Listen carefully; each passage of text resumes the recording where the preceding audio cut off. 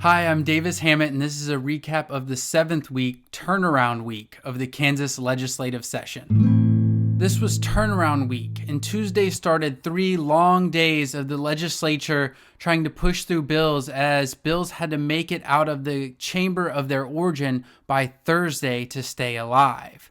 A lot of wild maneuvering came about, and I'm going to try to sum this up as best as I can. Tuesday, a non-controversial arbitration bill was amended by Democrat Representative Stogdill to add due process for teachers. The germaneness of the amendment was challenged by Republican Representative Allred, but the Rules Committee ruled that it was germane enough, meaning it was similar enough to be amended on to the original bill. That amendment did pass, and then the bill passed out, so due process is headed to the Senate. It looked like Medicaid expansion or CanCare expansion was dead this session. But on Monday, House Minority Leader Democrat Representative Ward made a motion to pull it out of committee on the floor. This opened up some drama, and then on Wednesday, Republican Representative Concanon amended a rehabilitation bill to add Medicaid expansion or CanCare expansion onto it. This started a lengthy debate, including a short-lived attempt to filibuster by Republican Representative Carpenter.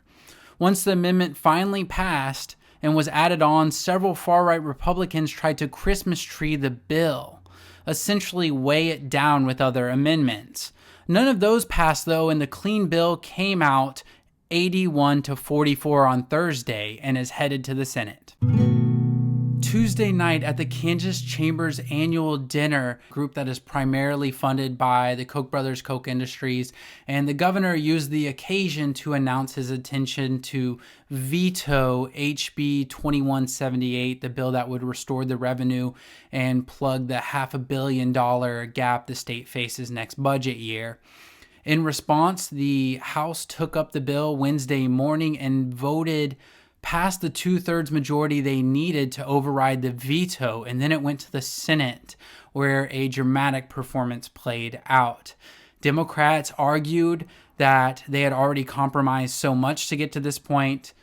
Senate Republicans argued that this moment was their best chance to be proactive in dealing with this, and far-right Republicans argued that the state needed to be cut more to the bare bones before they considered rolling back the Brownback tax breaks. In the end, the vote was 24-16, falling 3 votes short of an override.